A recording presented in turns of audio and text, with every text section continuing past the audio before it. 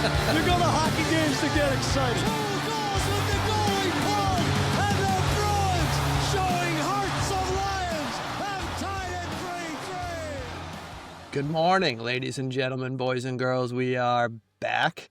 Episode 12 of the Same Seats podcast, brought to you by Chip Seeds. Rip the chip. We've been crushing the chips Maple Mania. 10 out of 10 recommend. They have a nice little bundle package going on their website right now. I'm going to butcher it. I think it's 3 bags, $25 or something crazy. So you'd be dumb not to buy them. So thank you, Chips. Promo code same seat for 0% off. Chip Seed, all one word. We love Chip Seed. Thank you. Check out their merch too. Sweatshirts are unbelievable. They are. Should have thrown mine on today. And hats. We got to get our hands on some of that stuff. We do.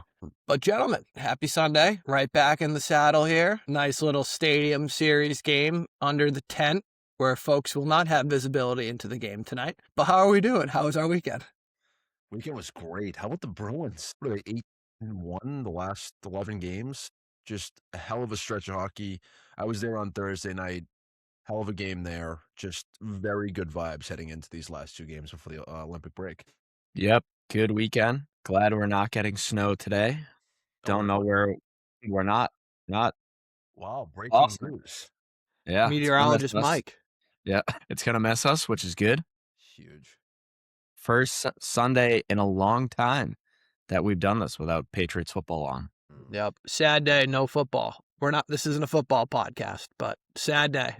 Our bank accounts will be thankful there is no football today. Geeky anytime. True. Hammer the under. Double it. Well, B. Kim rattled it off. The Bees have been on a heater. The month of January was great. We have a handful of housekeeping things here. Uncle Brian, fire away. Boy, do we. First thing of business that we just have to get attacked is we did jinx the Bruins. There's the same seats jinx. We were talking about how they have not lost an OT in quite some time and that they haven't been to overtime in quite some time. And literally the next game after we recorded, they lost an OT. And so we had to attack that. Hand up. That's okay. We owned it. The other piece that you know how we've been bashing Arvidsson a little bit? Who's we? Who's we? Well, we as in us three and maybe some potentially more people. But then we said give him his credit and his flowers and whatever. But were you guys aware that he had 31 goals at one point in his career? I wasn't. I was because he shoots it. Well, I was, but also he shoots the puck from anywhere and everywhere. So they have to go in at some point. You can't make up 31 goals. Like you can shoot from anywhere and still not end up with 31 goals. But that's not what was stunning to me. He went 31 and 16. He went 29 and 17, and then he went 34 and 18. He had a 3-year stretch of call it 30 goals a year. So like he's not some slum. Like he's like a good hockey player. It's just bizarre. I didn't realize that. And he's a better teammate. Yeah. No, he's not. Like, come on. There's the you can put the stats on paper, but you can't do the good teammate as an eye test thing. Yes, that's a good point. That's a good point. But I just had to get I came across that it felt stupid not to bring up. So BKM, it was. I mean, this even with gate number 3. This bodes even better for Arvidsson. It was 34 goals. Wait a minute, am I reading this right? In 2018. All right, this is actually insane. 34 goals in 58 games. Oh, I didn't even in 2018. games. 58 games, he had 34 goals. I'm telling you, that was like maybe we're catching lightning in a bottle here. Maybe he pops 30 this year. I mean, that was almost 10 years ago. Yeah, it's true. Hey, the stats don't lie. It still happened. Did happen. But moving on through this list because I have to keep going because if not we're gonna be here forever. Charlie was honored with gate number 33 at Logan Airport. That was I hadn't seen that before. Maybe I missed it. Did they deal with like David Ortiz or something? But the whole thing was so cool with like the tunnel going down to the plane. It had all of his pictures of like him running the Boston Marathon, him playing for the Bruins, him in the community. So I thought that, and like then they did the size meter of when he's on skates, so you can like stand next to it before your flight. Just a cool concept. The Logan Airport does actually a lot of really cool stuff with like athletes. Like they have a whole Tom Brady section. They have a like a Bobby Orr section. There's David Ortiz stuff in there. There's like a whole sports Hall of Fame section. It's really cool. I think it's on the public side actually. So I think anyone could, it's weird to think, but anyone could just walk in there and just like go see it. I don't think anyone is like gonna take a trip to go do that, but next time if you guys are early for a flight, like, pop in and walk down. It's a big long hallway between I think C and E or C and yeah, I think it's C and E. As a former technical airport employee, C and E, really cool Boston sports memorabilia thing. Well, and then on Yes. Terminal, Tribute hallway. I think it's Terminal B, right, where they have all the banners hanging, the JetBlue terminal, whatever terminal that is. I think I that's think entering the that's security. C. I think that's Yeah. C as well. Yeah, it's going into right above security. They have that, and it's laughable. People try to claim that their city has better sports history than ours. And there was that little graphic the other day. We have like 5 or 10 more championships than LA, and LA has like 15 pro sports teams. Yeah. What about New You should York? have I know New York. Yeah, is New York. the biggest loser dumpster of all time. Armpit of America. They don't hold a candle to us. Rangers Twitter is hilarious. We can like kind of pan to that later on, but them and Leafs Twitter has me just crying laughing lately. It is all time. Yeah, These people are morons. The Minton stuff is unbelievable. Oh, They are really just walking it back completely and licking their wounds at the same time. I think we're gonna have to carve out some time, at least 5 to 10 minutes, to just discuss what France has done. Yes. And Leafs Twitter just imploding from within, because it is amazing. You probably have it as a housekeeping item, but god damn. You know what I have a housekeeping item is giving someone their very much and very due congratulations just on a hell of a year is Pastrnak. I don't think we talk about him nearly enough. So I dove into the stats because I was like, this guy has been just insane. 901 points, 413 goals, 488 assists, plus 138 in his career on plus minus. What was Big Z? What did he finish at? He was very high. Now I have to look this up because. But I don't think it was that high. I think it was even higher. Well, and to your point, did you hear Brick on the broadcast? Pasta made that play where he's basically like standing still and then he hit Geeky coming down the wall. I think it was the Nashville game, the past week, kind of blending together. Yes. Or was it the Flyers game? Either one. Brick was like the only other player in the world who could do that was Mario Lemieux at his prime. Which was a crazy comparison. He was like coming up the wall and like one-handed. He had 2 guys on him and like one-handed backhand past it. Right inside the blue Morgan line. Geeky, who just walked right in. Yeah. And scored. That was insane. Nuts play. And Brick was like, I've only seen Mario do that. Mikey, he was a plus 301 in his career. I was close. That's insane.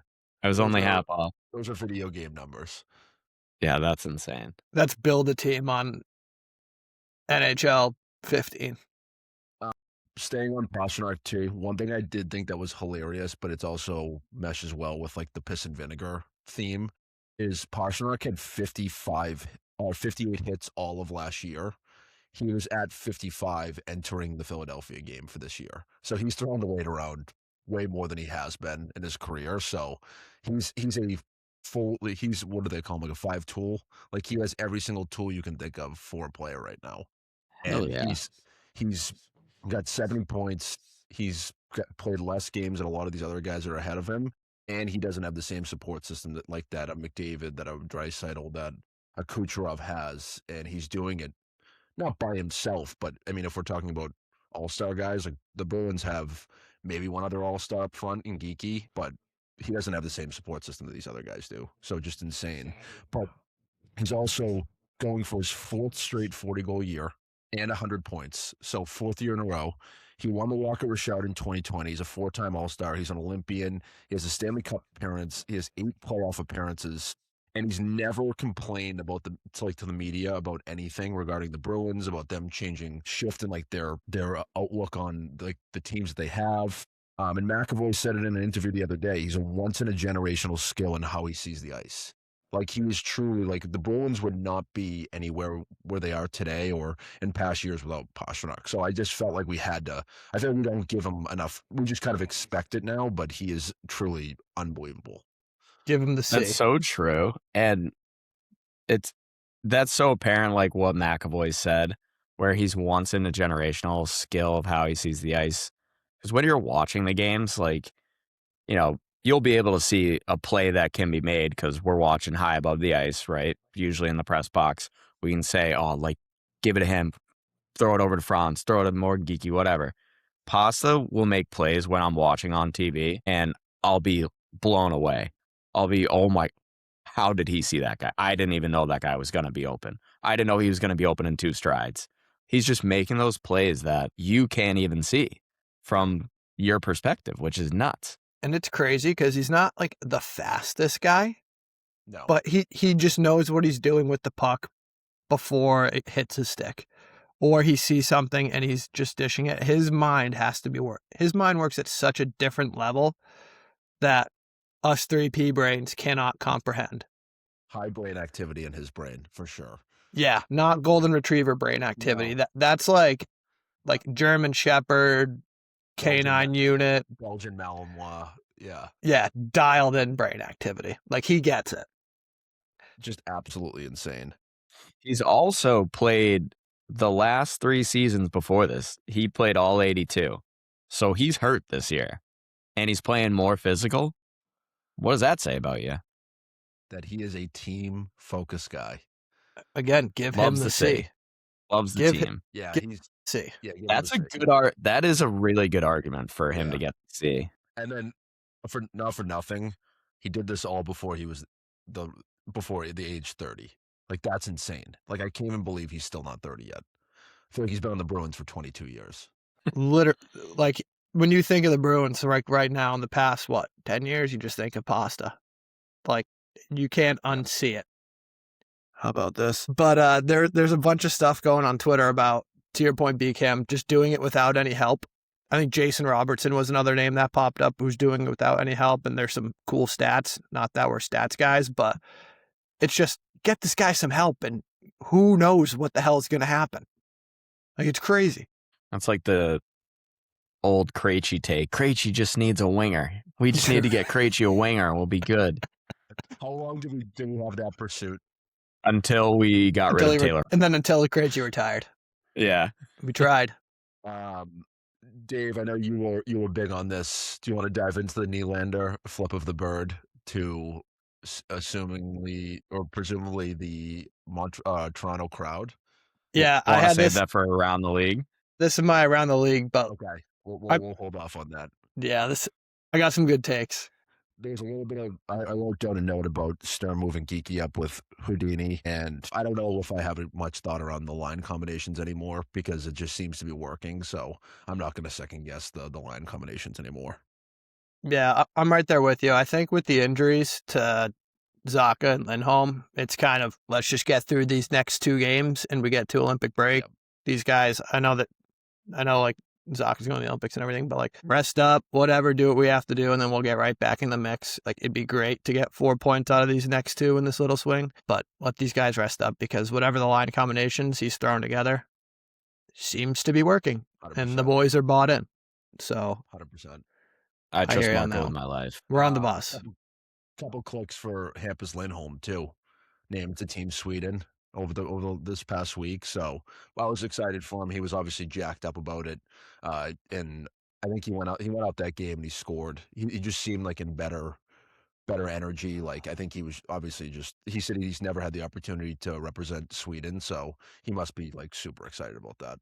Yeah, well deserved. You hate to see a guy go down for another guy to slide in, but like selfishly being a Bees fan, it's great that he got the nod. And then even better, we know all the stick penalties he takes. So if Team USA runs into Sweden and Hampus is out there, maybe we get a power play or 2 out of it. For sure we will. I want to stick on that real quick because we actually had boots on the ground for the Predators game. Flyers. Which is Flyers game. All right, so maybe we can wait when we get to the Flyers game to talk about the Olympic honoring ceremony. Yeah. It's a little bizarre. You have some thoughts on that? It's a little We'll get to that. bizarre. We'll get to that. We'll Yeah, get to it's a little that. bizarre. We'll cross that bridge when we get there. There was another tweet that I came around that the Bruins have theoretically been the best team in the NHL in January, which is a crazy thing to think about. Like they were the best power play in the league in January, and they're also 24-0-2 when leading after 40 minutes. Talking about holding a lead. So I had an interesting conversation with my uncle the other day because obviously, as you guys know, I come from a family of just deranged Bruins fans. So I was calling my uncle to ask him to do a reading at my wedding, and he said, yeah, that sounds great. I'm excited for that. What do you think about the Bees so far, though? Like, I don't know if they're a good team, was his question. He said, he was asking me, do I think the Bruins are good? I said, yeah, I do think they're good. What do you mean? Like, do you not think they're good? He was saying, well, I just don't think they have anybody on the team. They have a bunch of no-namers. And my counterpoint to that was, well, who's good in the league? You got Colorado, you got Dallas, you got Tampa, you got all the wagons. Who else is there? It's a good question. Right? I'm on the same page as you. And if you look, they put up a graphic the other day of like teams that are above 30 wins. It's the Bruins, it's the Avalanche, I think it's the Hurricanes, it's Detroit. Like it is very good company. So at some point we have to say the Bruins are a part of that. They're in the mix. Yeah, they're in the mix. And I know that playoff percentage thing of like how likely they are going to make the playoffs. I think it's 64, 65% right now. I know that's a load of crap, but at the end of the day, numbers don't lie, and the Bruins are in the playoff mix right now, and they're one of the better teams in the entire league. That was my whole response to him. And the old Bill Parcells thing, what he would say for the Patriots is, you are what your record says you are. And right now, well, the Atlantic Division's tough, but we got a lot of points. A lot of points in the standings. You should also tell your uncle. You should have held your thoughts and say, tune into the pod so you can get a good debrief on what the deal is. But, I mean, 12-2-1 in January. Come on. You know, like they've earned a right to be in the mix. Their record speaks for itself. It's not like they're playing a bunch of it's not like they play the low teams in the West, like Vancouver every third night where they're just beating up on them, you know? It puts us in a good spot where we can go into the deadline. Don can go into the deadline and say, hey, you know what? We need to add a piece here, or Don can be counted as we. True. We have given Don his flowers. We are Don as we. Yes. Yeah. But he's we're in a one good of spot. us. One of us. One of us. But we're in a good spot. Another thing about the Atlantic Division, too. So Tampa Bay, 16-1-1 in their last 18. Red Wings, 8-2-2 in their last 12.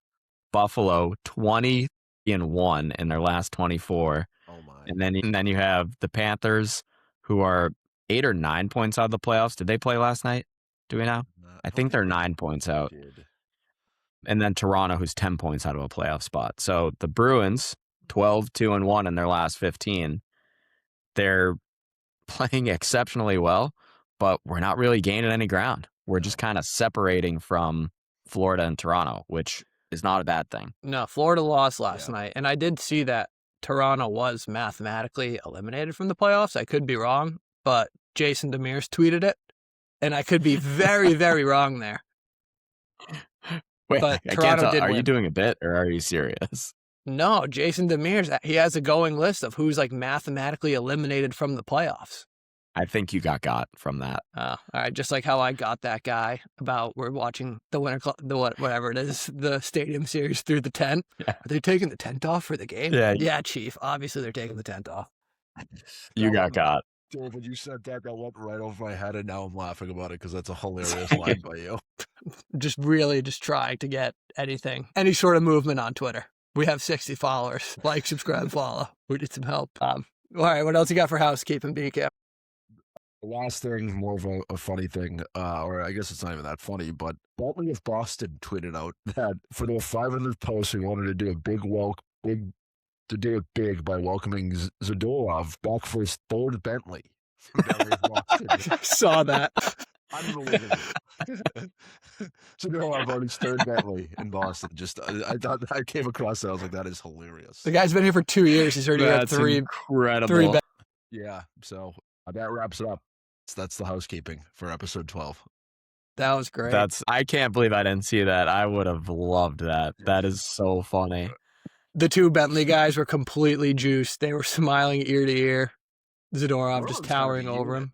Yeah. No, there's one guy that's, I mean, it was Zadorov, what is he, 6'5"? Something like that. Might even be bigger. 6'7"? Yeah, well, the guy next to him What was that, Mike? is no mini-me. I'm not on TikTok. Was he Russian? No, I think it might have been Bergeron. What? No. Bergeron doesn't strike me All as a right, how's Bentley this? guy. Excellent. Yeah, Is that this was better? That was tough. Sorry, guys. No, you're good. It's okay, David. Still kind of flowed a little bit. Yeah. No, it was fine. I definitely think I got played, though, with that Toronto tweet. No, I saw the same one. You Dave. did. I saw that tweet. I think it was more from like his perspective, like they're out of the playoff race, like they're not going to make the playoffs. Well, I was pumping. I saw that. I was like, as long as they don't like finish like in the bottom 5 of the league, we're okay. There's like 40 games left. Hey, I don't know. I don't do the math. And they're like not even dead last in the league. All right. Well, jumping back in here, we have a few games to cover this week. Started with that OT loss in New York, where we had the lead going into the third, kind of stunk. Then following night, nice little bounce back win against the Preds, and then wrapped up with the Flyers. And obviously, we're recording here on Sunday mornings, but leading into the Stadium Series. Wasn't thrilled with how the Rangers game wrapped up. Really wasn't a lot of pop to that. It was a pretty slow start. Really would have liked to see them come out with the 2 points. It was okay that we salvaged one, but overall, Pasta was just kind of on a tear again, owning the New York Rangers with 3 apples off the rip. Yeah. This game, I was kind of expecting the Bees to lose. I was glad they got a point out of it because the Rangers were honoring the 94 Cup team. So even though the Rangers have been terrible this year, you want to come out and still get a win for those guys. So you knew they were going to be jacked up. So not totally upset with a point. Pasta was just disgusting all night. So I'm good with it. That had Bruins loss written all over it. I've watched this team for too long to know that that's just a game that is like the salvage a point was a win in itself. Mhm. But there was some positives from it too. PK was 4 for 4 in the game. They looked great. A couple of bad things on the other side. Hampus had a tough game. Just call it what it is. He had a tough game.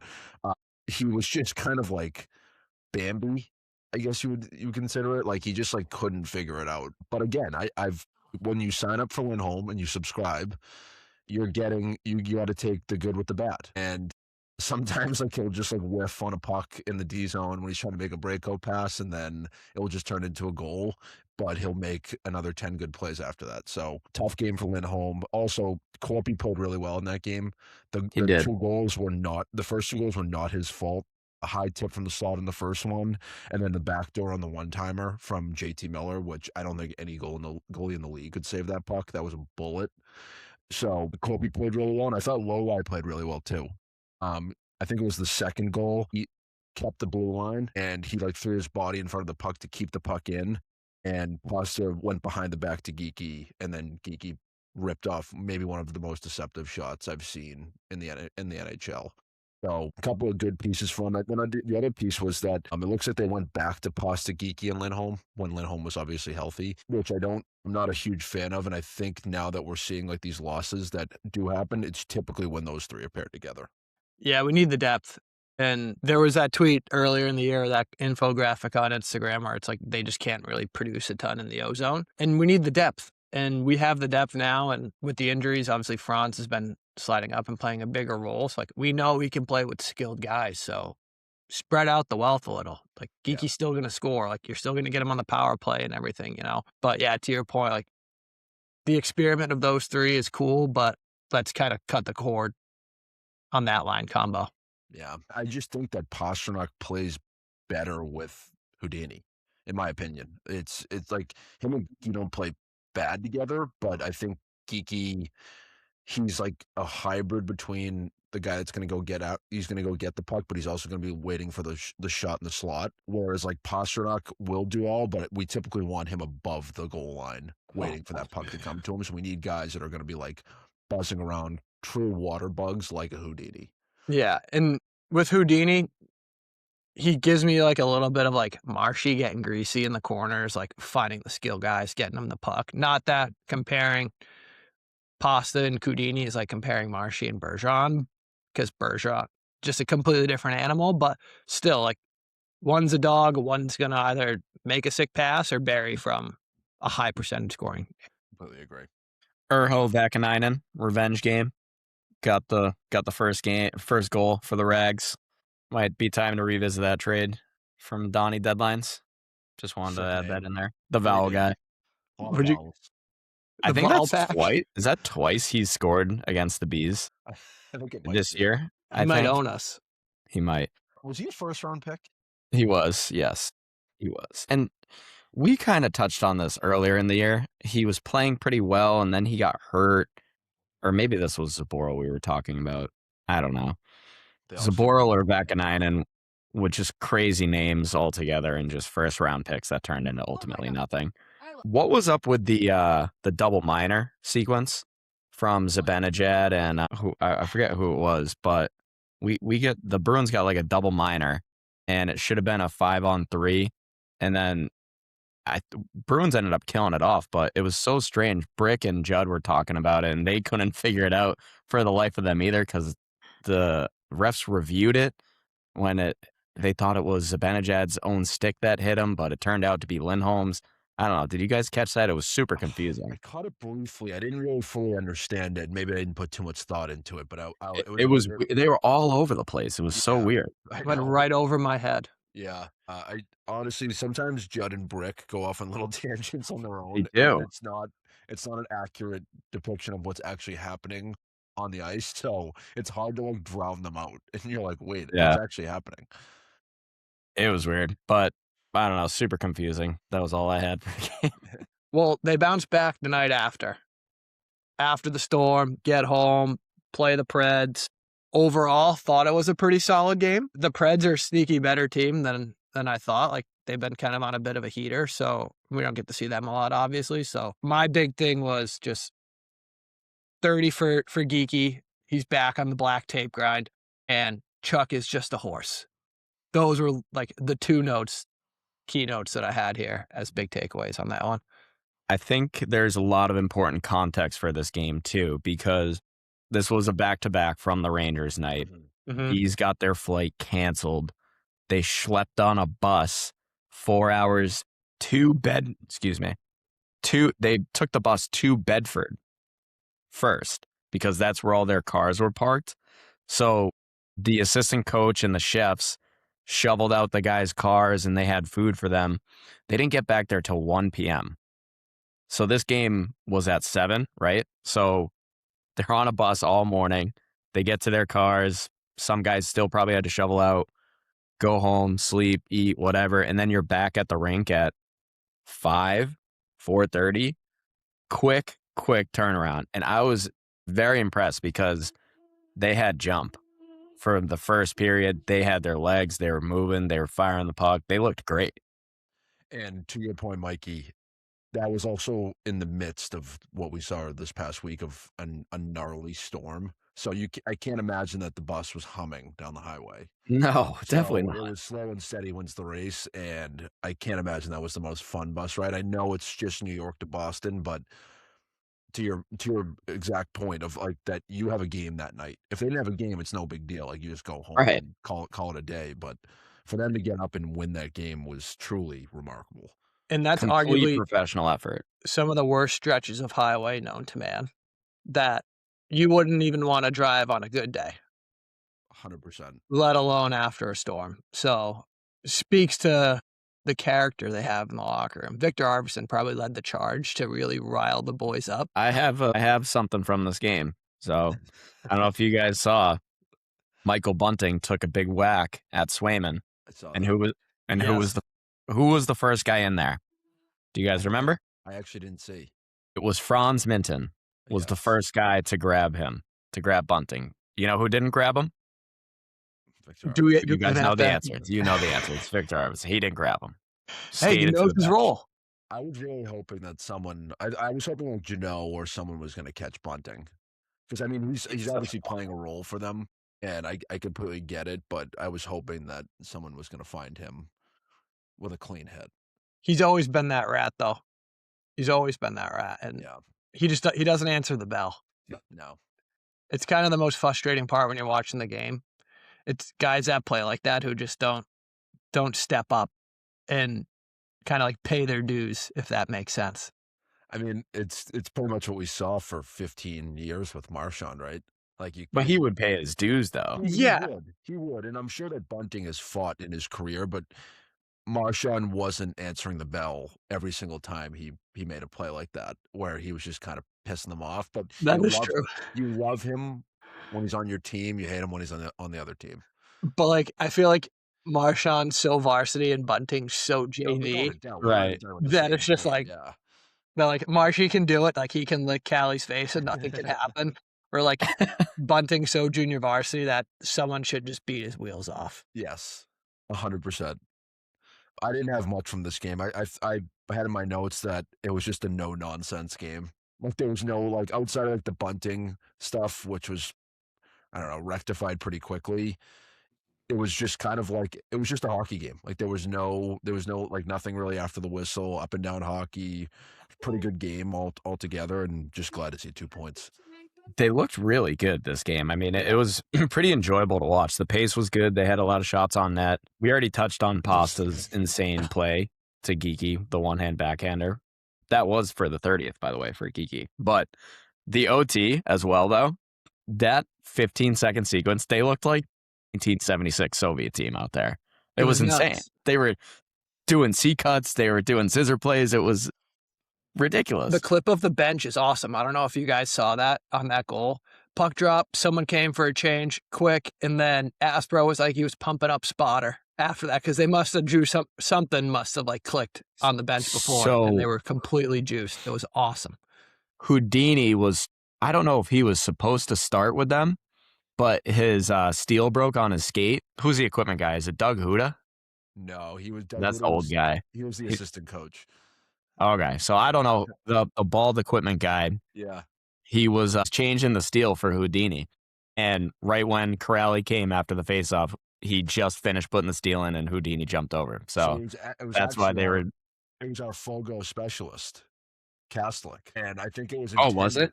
Yeah, I think it was intended for. I think he was a guy that they put out there truly just to win draws. I think was it McAvoy that was talking about it in his press conference after, but that's like their plan. Is like he goes out there and just wins the draw and then just literally comes off. So he is Fogo #1. Just high school lacrosse Fogo all over again. Do you guys remember we touched on this earlier in the year that Kastlik was the #1 in faceoff percentage, Mikey, with a lot of draws. We need an updated statistic from you because you had it the last time. I think you I know 65% or something or 70%. Yeah, it's in the 60s, but it's high though. Very high. I'll reach out to our stat guy Chip Seeds and Face-off what they can specialist pull, Mike boys. Doyle. Well, That's right. turning the page to the Flyers game. It was good to get that. We're looking back to back. We had boots on the ground for the Flyers game, high above the ice. Two housekeeping things. Podger slides in. Looked really good in my opinion. Agreed. Are we showcasing him as people on Twitter are saying, or are we just letting him cook? To be discussed. In the little ceremony before with Scratchy Yokiharu getting in the mix, BCAM, this is your show. You were boots on the ground. Yeah. What'd you say? Yeah, the Olympic thing was just a little bizarre. I don't know. I feel like with any sort of event that happens at a Bruins game, you typically get like a upfront of just being like, hey, this is going to happen before the game, or they're honoring someone or whatever it is. And there was no heads up on it. So it just kind of came out of the blue. And I think like as expected, all the countries that we were clapping for, Sweden, Finland, Latvia, all of them, where everyone was like clapping, and then America came up and everyone went nuts. But it's just a little bizarre. Like I don't know. Like I feel like you make a bigger deal out of it. Like you have 8 guys playing in the Olympics. Like that is a huge huge honor. And I think you bring it to center ice too. I don't think you do it near the Zamboni doors. Like you should be publicly showing it to everyone, but I thought it was half-assed, which is not typically what the Bruins do. They're typically good about this stuff. How about the Olympic music? The track stopped halfway through one of the skaters skating around. They were at like the hash marks, went around the net, and then back to the other hash marks, and the song started playing again. And you know that picture's going to be really awkward because again, Yokihawa was scratched, and Lindholm was hurt. Lindholm was hurt. Don's isn't even on the Bruins. So it was just the whole. I know they have to do it, but if you're going to do it, go all in. Do the whole thing. I agree. Kind of hilarious. I was admittedly feeding the little one, and I was getting these texts. I had to go back and watch it. You're just kind of confused, Yeah. and I'm sure. I don't think people second guessed it. I think people were just kind of like, all right, like let's get puck drop here because we were getting past that 7 o'clock mark. And it was a Thursday night too, so everyone had most people had work the next day.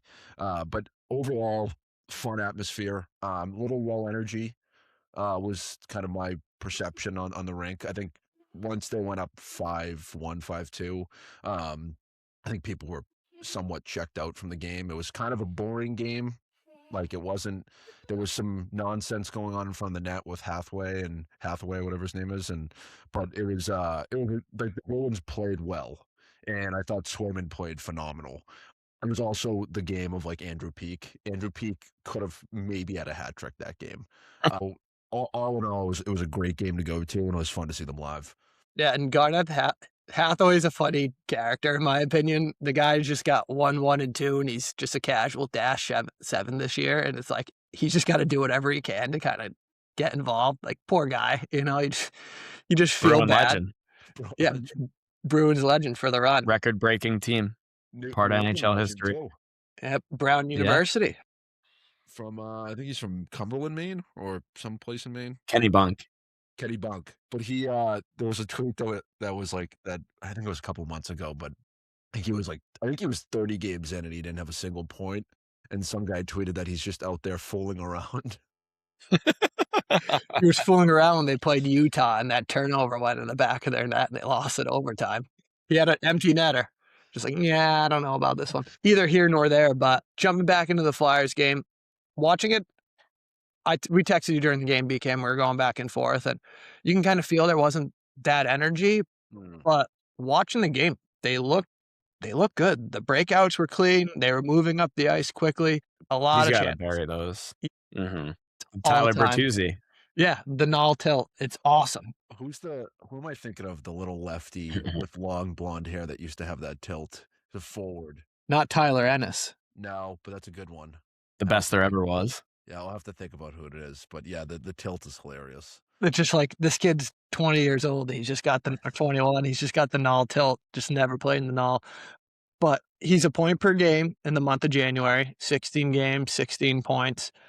He had this one back check that I think it was the Bruins prospect Twitter, whatever his account is. Great account. He clipped it. We got to figure out how to clip that crap from Nesson.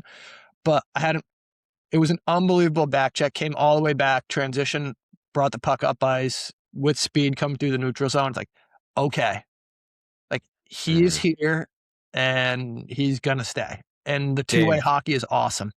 That prompted me to text said uncle that I mentioned earlier to be like, what do you mean we have no namers? Have you seen Franz Mitten's back check tonight? He said, oh, I must have missed it. Oh, yeah.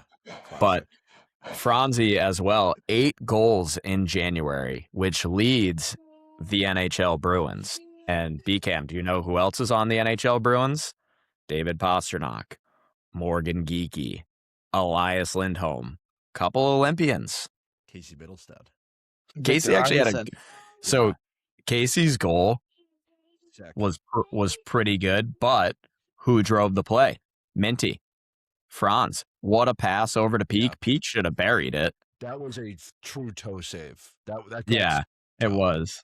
But, I mean, good on Middlestad for following up and burying. I mean, him and Arvidsson are really just skyrocketing their trade value. So, I mean, we're going to have maybe 8 first-round picks by the time they get dealt. Well, the thing is, Franz is playing between Casey and Arvidsson. It poses the question, can any center play between those two and be productive? Like, No, are they the two that drive the line? Or is no. it the center? Because they were humming with Zaka, they were humming with Franz. Two good centers, obviously, but poses the question. I don't know. I think Zaka drives the bus always. I think And he Minty. is. I think Zaka's like one of those guys that doesn't get enough flowers for his game. Like he doesn't take a shift off ever, and he's good in the dot. So I mean, I think he's truly invaluable, and anybody that thinks we should trade him is a literal idiot. But His goal was pretty sweet too. yeah, Quick release off a stick. I mean, that's kind of his spot right there where he can just roof it, and good to see him. I always like when he scores because he does so many little things, and I feel like he never really gets rewarded. So I was happy to see him score. Good net drive from Aspero on that one too. Aspero on the goalie interference call too. The goal that got turned over. He had a terrible turnover just in the neutral zone abysmal- right before that. Terrible. abysmal turnover. Stern walked down the bench. Did you see that? And you were just like, it's No. okay, it doesn't matter. Yeah. Like, he kind of gave him like the little tap on the shoulder. It's like, oh boy. Like, thank God that one came back. Also, I thought that should have been a goal. I just 100%. don't know the rules for goal interference. I never will. So I texted you both. When I saw it happen, I was like, don't see how that was a non-goal. Like that's a true net drive. Like the guy cut the D man on the goalie, got a little knock on the goalie, not even anything crazy, and then the guy followed up with a rebound. Like that's hockey in its truest form. But you theoretically can't even touch the goalie anymore. Can't. Like your skates can somehow be in the blue without touching the goalie if the play isn't near the net. But once it's near the net, everything's like the goalie has like a force field around it. But playing devil's advocate, if his stick wasn't in between Swayman's arm and body, Swayman's stick would have been covering his 5-hole, and that Yeah, would have that's a never good point. happened. That's a good point. So like there's definitely like the option for Swayman to save that puck if he wasn't interfered with, but also it's hockey Yeah. and the guy was driving the net, and your stick's going to get caught up to some capacity. My argument with all of this, and it relates to the NFL too, is that the game is moving so fast that we're cutting it down to these microseconds of being like, look at this, and like but it all happened in one swoop. So like, yeah, Swayman like coulda, shoulda, woulda had his stick out, whatever, and maybe it was impeded by having the stick in his arm, but it had like that was a true split second. So listen, it helped us in the end, but I don't feel safe with any goals that happen anymore because like, you're already thinking like this could come back. Yeah. You just don't want that to happen in the playoffs. Yeah. And I know. you're just scratching your head. It's like, let them play, unless it's blatant, unless someone's just blowing through the crease and just like throws an elbow to the goalie's head. Yeah. Maybe we call that I one back. agree. I don't know. But just like, let them play. The last thing I had on this, because I thought Poitras played really well in this game too. To get called up and just slide right in there and make an impact is not something that's very easy. But I did see that there was kind of a weird line that the Bruins aren't super pumped with Poitras, and Poitras' camp is not super pumped with the Bruins. So there seems to be a little bit of a disconnect there. I don't really know much about it. Maybe they were expecting, I think it's that the Bruins were expecting to be a little bit better by now, and I think Poitras was looking for a little bit more opportunity from the Bruins. So to your original point, Dave, I think this is a showcasing move. This is like to see like, can he show another team that he's worth whatever package they're looking for in return. Yeah. It's just like, where do you slide him in? Yeah. You know, there's only so many spots. You're not going to put him, you can put him on the wing, whatever, but yeah, like let's showcase him, see if someone's looking for a piece. And depending on if Don wants to sell or buy at the deadline, that's someone who can help sweeten the deal. And I think out of camp too, it was between Poitras or Franzi, and it was closer at the start of the season. But when Sturm chose Franz, I mean, obviously he made the right decision. The kid's been completely insane. Let's also not forget that we have Toronto's first round pick, which is top 5 protected. So we want Toronto to finish in 6th place, ideally. So, which will be all time when that happens, and we get the All 6th time. overall pick. If we get the 6th overall pick and we get that kid Reed that was on the World Juniors, Nasty. That would be quite possibly the biggest swing of all time. That would be insane. People are calling it the Tuukka Rask 2.0. We walk away with we walk away with Reed and Franz Mitten, and Duns. We will look back at this deadline in like 10 years, and it was Franz Mitten, Reed, and Will Zellers. We'll be kissing his feet. It would be like Chicago going on like the 2013, 2015, whatever run, the 3 cups in a row. People will be so pissed that we're back. More prospect talk, too. I don't know if you guys have been keeping up with the BC Eagles, the BC Bruins. Dean Letourneau and James Higgins are just lighting it up. The Battle of Calm Ave, they combined for, I think, 3 points. Letourneau had 2 and Higgins had 1. And Letourneau assisted on Higgins' goal. They are very exciting to watch. And in my Flyers notes, Corrali threw an absolute pizza up at one point when the Flyers scored. I think after BC's season, if Higgins can slide in and just knock Corrali down to, a plug-and-play guy, maybe a practice, a locker room, veteran presence, I think the Bees are going to be dangerous. If Higgins can just jump in there and transfer the play that he's dishing out right now at BC, the Bees are going to be pretty dangerous. Well, Mike, that's not his game though. Like on a fourth line, I know, I don't think you want to have Higgins like bump and grind. You want to center him third line, put him on third line. Yeah, And there was to Letourneau. There, Greg Brown. That's Greg Brown, right? The BC coach. So, yeah, definitely know his last name's Brown. Anyways, if it wasn't for Will Smith leaving, Dean would have had another year. He would have played in the USHL, which he just went right from St. Andrews to BC. And like last year was such an anomaly. It was a development year basically for him. And now look at this. Who knows how it's going to transfer, but a big body on the wing who can score and move up into 6'7" or something. Like that's a coach's wet dream. Yeah, it is. The announcer too saying the Bruins boys after they scored. I think catch that. I think a lot of people give the Bruins heat for taking a lot of BC players, and a lot is like an understatement. I think they have like 7 or 8 guys in the Eagles. Half the team. I mean, the graphic I sent you guys of look at all the Bruins prospects in the bean pot. There's 12 people. A quarter of recruiting. the 4 teams. It begs the question: maybe our scouting team is just staying local. Like we're not expanding regional. What's the travel budget look like? We might need to just bump those numbers up. It's unallocated there, but We can start a GoFundMe. at the same time, it's also just a product of living in a hockey hotbed. Like we have arguably the best league in college hockey sitting right here. So it's like, I don't know, Minnesota Wild only grabbing Minnesota guys, which like I don't think anybody would bat an eye at. So obviously it worked out in our favor. If we were having this conversation last year and Dean was at 29 games played 0-0, it's a different conversation. It's a different conversation. We wouldn't even be having the conversation. We'd be like fighting each other. Bust, trade him. Another bust. Yeah. Now that we're on the other side, I'm fine with it. No, I hear you. And I'm excited to watch them slide in when the time comes. Like we have good prospects. The baby bees are humming. They're loaded. So it'll be interesting to see. Like I know like deadline, Olympic freeze. Do we do something before? Do we do something after? Obviously, there's a lot of buzz around Robert Thomas, which would be sick. He's got a sick contract too. I think he's like 8x8 or something absurd. Like what does a package like that look like? Yeah. It's going to be interesting to see. You can't touch Higgins. You can't touch Zellers. Oh no. Those are pieces you just do not let go. I think Dean's a no-go too. I would agree with that. And well, there's also that kid, Cooper Simpson. He's playing the USHL and he's leading the league in goals.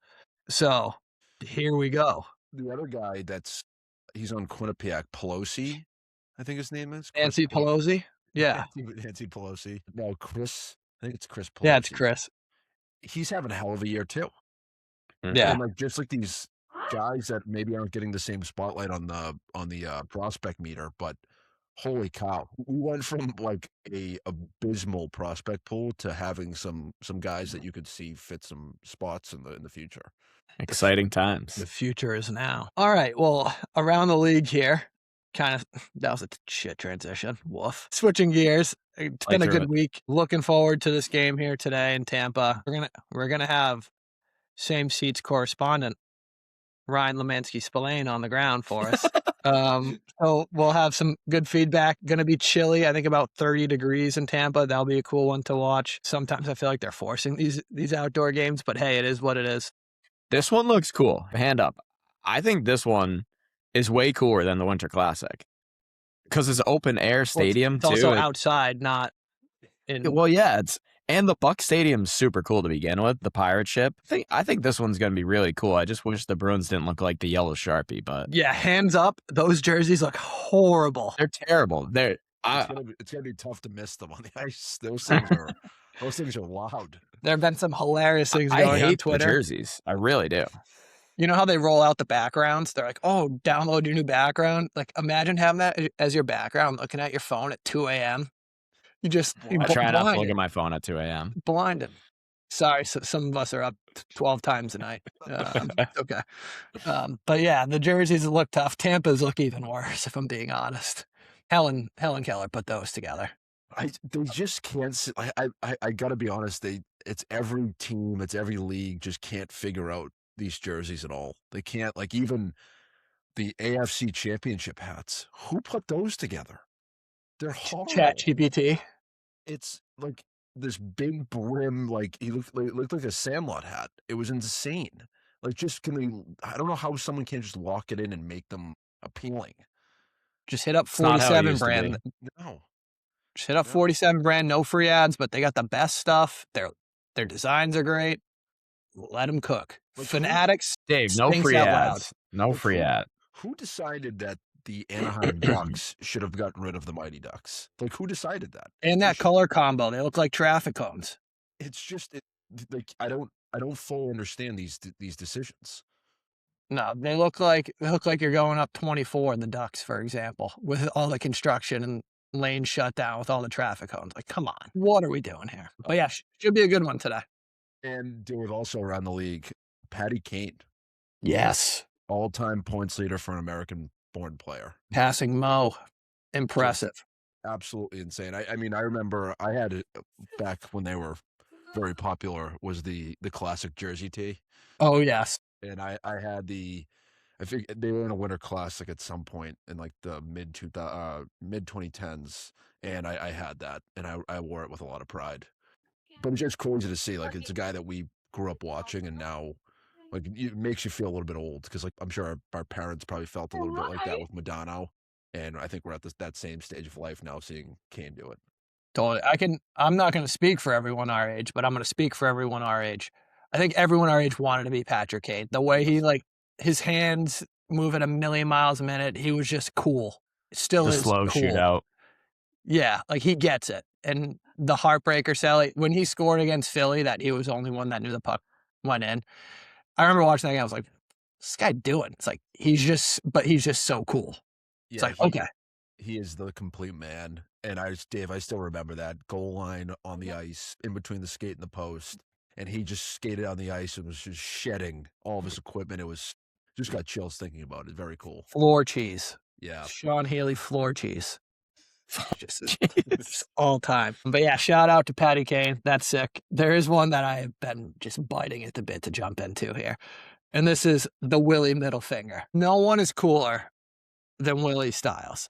And if you're Toronto Brass, you're pissed. You gotta be pissed. If you're Tree Living, you're like, dude, come on. But for the game, all time. And then his press conference, that was the most unsincere apology I've ever heard in my entire life. And it was amazing. Leafs Twitter, their brains are breaking. They're like, who wants this punk on our team? What are we doing? Send him to Boston. We'll take him. That's fine.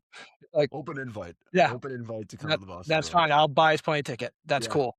Like, it is so funny between Franz and Willie. Leafs Poppy is having an aneurysm. Like, it's the best scrolling through We the should get him on the nonsense. show.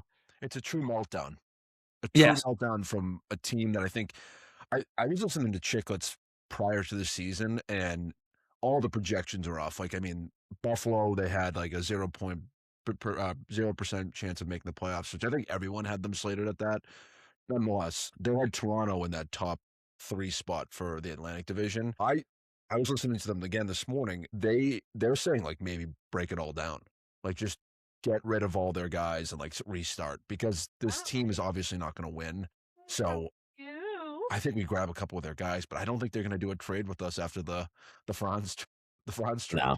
Because we I- own them. I feel like I've been hearing that after the past 10 years for any type of Leaf fan or Leaf discourse.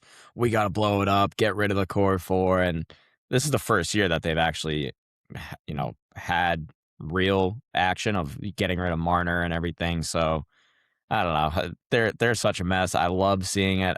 There's nothing I love more than just Leafs and disarray. Toronto Square meltdown. It's the best. It's the best. I've been hydrated just drinking all their tears on Twitter. Just it is like it's unbelievable to watch just the complete meltdown that they're having, and it bodes so well for the Bruins because now we just have less competition for this playoff spot. And again, it's going to be even better when we get Franz. We have Franz. We get the 6th overall pick, and who knows? Maybe Don pulls a fast one and we get another deal. And looking at Toronto, they don't have anyone locked up like outside of like the big dogs. It's kind of scary times if you're a Leafs fan, and amazing times if you're a Bruins fan, getting to watch the downfall of Toronto. Also, you ever watch just a Matthews interview with any media at all? He seems so dejected all the time. They're not just great. talking to the media. It's just got to be a terrible place to play. Seriously. Yeah, I was just gonna say I'm on Matthew's side completely with this. Like the Marner questions when he was returning or they were playing him for the first time since he left. He's like, all right, enough with the questions. Like he's not on the team. What would you like me to say? That we're best friends? Does that suffice? Like, can we stop? Like, yeah, I miss playing with him. He had 120 points last year. Like, of course I miss playing with him. What are we talking about? They ran the guy out of town. I know. And now look what happened. Willie and him are next. Hey, we'll take Willie or Austin. Just Dave, open invite. To your point, it's one of those situations where you put so much money into your top guys, like a Matthews, like a Morgan Riley, like a Tavares. Like they have heavy contracts. Nylander with the cap, there's not a lot of money to throw around other guys, and now that every guy is hit their annual value is much higher than it was. What are they going to do? You'll never win. You'll never win with that model. And hey, you know what? Get paid. But this is going to sound like pretty stupid. But at the end of the day, like if you want to win somewhere, what's a $2 million difference on an annual contract? Nothing. It's nominal. You're cleaning up anyways. Is that $2 million really going to help you like long term? Do your great grandkids need to not work? Come on. I know. Just how bad do you want to win? And do you like where you are? And they'll never win because of that reason. And it's just the media circus that is Toronto. And I think Boston media is tough and bad. They're just delusional. But it's the media. But I also heard that their games are like very quiet and like the fans like what do they call it? The yacht club. Hilarious. Yeah. Like it's not a hard place to play in as an opposing team. Which is nuts because Toronto is like the epicenter of hockey, right? Yeah. Hall of Fame, everything. Why is that place not going completely apeshit on a Saturday night? Probably because the tickets are ridiculously expensive. And They say it's too corporate too. I don't know. I don't know if this was discussed on Chicklets or what, but I remember hearing that like Toronto had advertised their suites or the boxes, whatever, for we'll say $1,000, and nobody was buying them. And then they changed the pricing the week after to like $5,000 or $8,000, and they sold almost instantly. And it was like, I don't understand the core. Like, why are people buying this? Because it's a status thing. It's like, oh yeah, look how much we paid $8,000 for the suites over here. We're bringing our clients. Shooting. Yeah, so it seems like it's a corporate and status, like, oh, look at me type deal. I forget where I heard that. I'll have to look that up, but it's probably true. So we don't check facts, and it's good to see the demise of Toronto. Yeah, no, I love it. It's awesome. It's great for us. And they just can't figure out a goalie. No, they just can't figure it out. It's beautiful. It's God. Between them and the Hurricanes, I know the boss has been playing well for the Hurricanes, but he's not. He probably won't be the long-term answer for them. But them two just like never finding a goalie, and the Bruins perpetually having a good goalie is very nice to see. Well, and what scares me is that Minnesota, they're willing to dish Wallstedt. Why? They have both of these young guys locked up, but Billy G's probably going to get like Panarin or something or Well, like I something that's crazy. I heard that. I heard that Panarin's good friends with Tarasenko. Yeah, and probably Kaprizov, the Russian connection. True. They're going to look like the Wings from the 90s at They're this just gonna rate. be rolling around Minnesota in Bentleys. Zadorov somehow finds his way there. The Russians. But yeah, I'll have to see what happens and keep an eye on that. That's an interesting one. That was a head scratcher when I saw that tweet pop up. Like, why would you want to dish him? He's only making like a couple million a year. And you have two young stud Swedish goalies. I think he's considered a rookie too. Yeah, he was in Iowa last year or wherever their AHL team is. Can't imagine that much was is a going head on there. scratcher. This is a random question, and I don't want to get us to get off on a tangent here, but within reason, who's one player you wish the Bruins would trade for either by the deadline or for the summer? I don't know yet because I don't think I could tell you who I wouldn't want the Bees to trade for. I wouldn't want the Bees to trade for a rental. Yes. Because I don't think that they're one player away from winning the cup. I think there's still a few pieces. I think they're going to be good. I still do think they're going to make the playoffs. I think they could even win a round. But I think this season's going to be more valuable in terms of getting the young guys the experience, figure out how to play in the playoffs, figure out what it's like, your routine and everything, the extra hockey. So don't ship out anything that's going to cost you those young guys. So stay away from the rentals. We don't need Panarin, and just look for somebody who has term. I think that's I don't know. I don't know what it looks like, but I know what I don't want. Yeah. Mike, I agree with you. I think they make the playoffs, and I think depending on the right piece or maybe no pieces, you could even win a round. Like we got I good agree. goaltending, a good back end.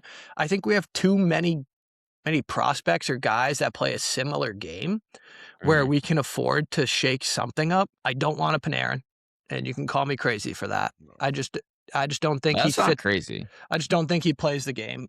I like Trocheck, but I don't know if that's someone that we'd want to bring in. We have just, again, too many guys similar to him. I really wouldn't hate either a Kyrou or a Thomas, and because we have the capital and the pieces to move, and the Thomas deal at 8x8 it fits in, and he's got game and he's got speed. So I don't think a guy like that would be bad, or even call me crazy. I've been singing the Robertson trade for Robertson flag. Geez, words are tough for a minute, but I wouldn't hate that either. So there's pieces I would like and maybe pieces I wouldn't, but I don't think we need to go too crazy. What were you thinking, B? Ken, when you posed this? I'm with you on that. It's the Robert Thomas one would be a dream.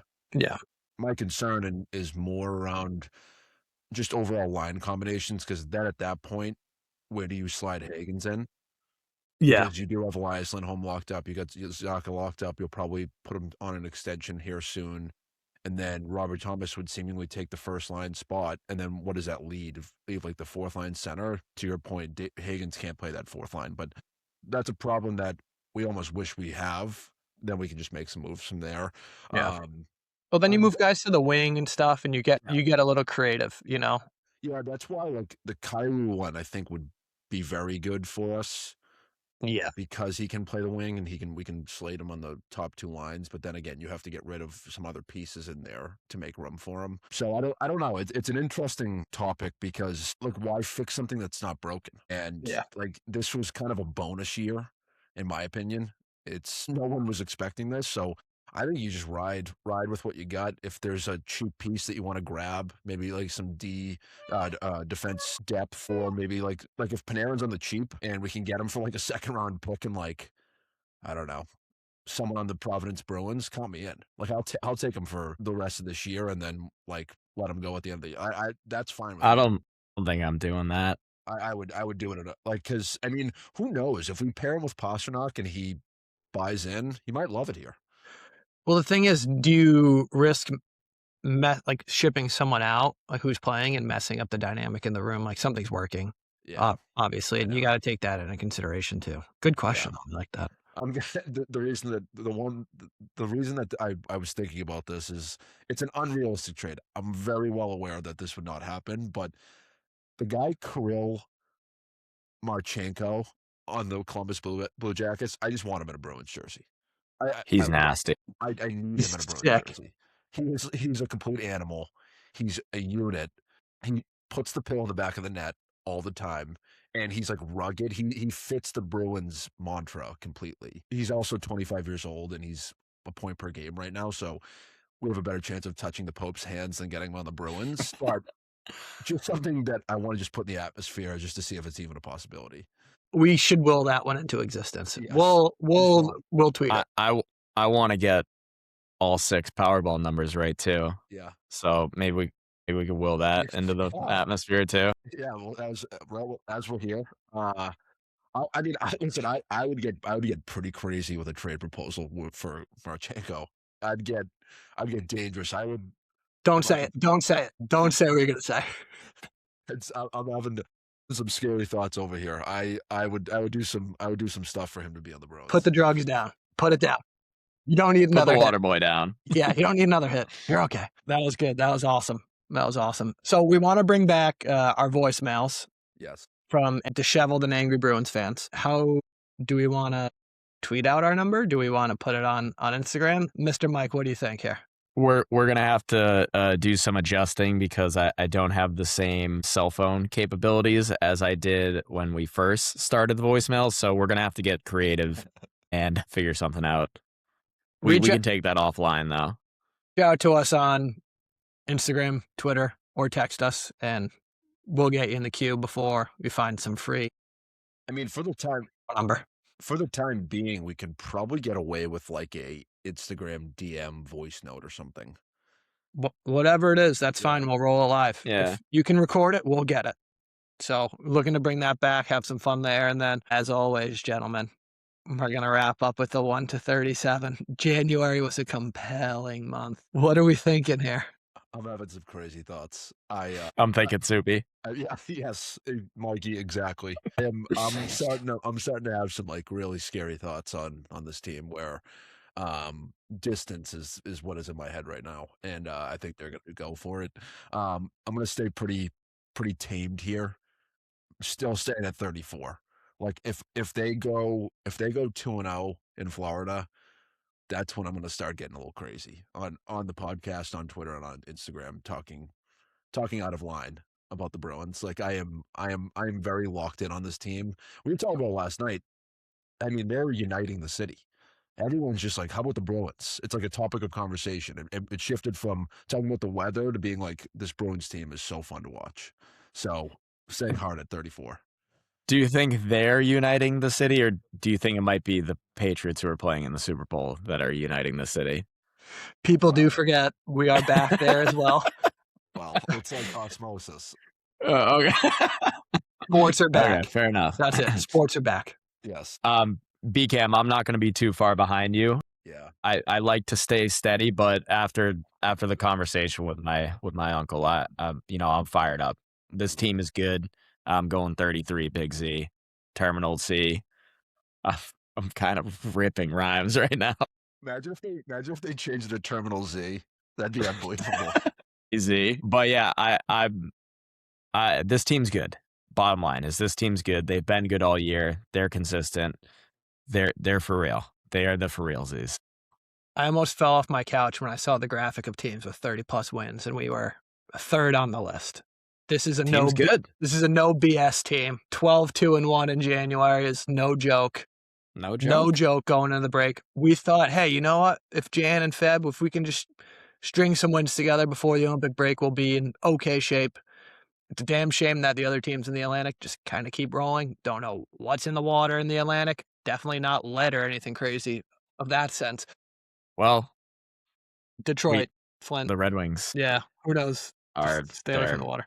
Yeah, we Touchy. can cut that. Political. I was 33 for Z's retirement. B Camp stole my number. I'm going with the Sheriff. 34. Shane 90. Yes. There's just too much belief in the conversation that we just had for the last hour and 15 minutes. It has me jacked up. And I don't think anything else needs to be said. 2 more 2 more games going into the break. Let's see what Don does. Let's watch the U.S. kick the piss out of Group C and win a gold. I'm pumped up. Side note, Dave, thinking about the Olympics, as we've said in recent episodes, we were done talking about the Olympic ice sheet and the construction and all that stuff, and got an update on Chicklets yesterday. Rink looks fine. Everything looks good. Pass the ball to the Italians. Yeah, it's like everything ended up being fine as expected. It is the Olympics. I will say that the Olympics advertisement has been piss poor. Forgot that it like starts this Friday. Not enough hype. Not enough hype. No, the hype is, if hockey wasn't in this Olympics, I don't even know if anybody would watch. There should No be one's on. talking There should about be it. a commercial on every major TV station, like Yeah, starting. Hey, Team USA is playing. Like no, hockey's the marquee sport for the Olympics. Call me crazy, but well, the Winter Olympics obviously. Call me crazy. Yeah. Especially with the NHL guys being back in it. Where's the marketing dollars? You know, Let's go, So- people. without the NHL having the Four Nations tournament as like the appetizer to this, the Winter Olympics might not happen. I don't know about you guys, but I'm excited to watch. Very excited. Like watching Pump. all Olympic sports. Like, especially since this is going to be, it's not a 14-hour difference like it was in Sochi, or not Sochi, Seoul, Korea, wherever it was Yeah. 4 years ago. This is going to be great to just flip on in the middle of the day and just kind of Watch have the in the Jamaican background. bobsled team. Yeah. Yeah. Curling. I It's love the best. Curling. I'm all into speed skating. I love watching that. Apollo Ono. The skiing is fun to watch. I'm excited. I can't wait. It's such a good time. Lindsey It's Vaughn's a great back. way to get you through February. February is by far the worst month, Yeah. and we're gonna have some prime entertainment from Super Bowl to Olympics, right back in, and then we're basically in March and that's summer. So We're in for a great sports month, and maybe we bring in a couple of guests too to talk Olympics. Who knows? Who Yeah. knows? I know Vrabel was dying to come on, so maybe we can get him. Top Big shelf, Z but- did reach out. Yeah. He heard the open invite through the grapevine, so maybe Yeah. we I squeeze don't know if him we'll in have our time schedule. for him though. Yeah. Maybe we'll have to Yeah, we'll have to coordinate figure with that our out. schedule people. And Michael May said she wants to do a baking thing with us too. I don't know if we can squeeze that one in before she flies out squeeze that west, one in. but yeah, I think we can get that one in. But yeah, no, to your point, Mikey, February is by far the worst month. By far. And it makes So sense. there's 8 feet of snow on the ground. And it also makes sense, and I think that everyone knew that too when they made it the shortest month out of all of them too. So no, I'm very excited for the Olympics, and Thank you, Andrew Jackson. And I think the rink stuff was all nonsense. It was to fill the air and have buzz on everyone's individual Twitter accounts, but as expected, everything is fine. We drank the Kool-Aid. We love a good gossip. Hey, you got to complain about something. Yep. You got to complain about something. Can't all be perfect. Well, gents, anything else before we wrap here? I don't think so. I'm good on my end. Good. Well, Good show. thanks for tuning in, everyone. Again, thanks to our presenting sponsor, Chip Seeds. Rip the chip and follow us on Twitter. I might have froze. Follow us on Twitter. good. Leave a voicemail. Follow us on Instagram. Subscribe. Do all those things, and we'll catch you next week. Go Pats. Go Bees, baby. Go Bees. Go Bees. See you, boys. Peace. Bye, Dave.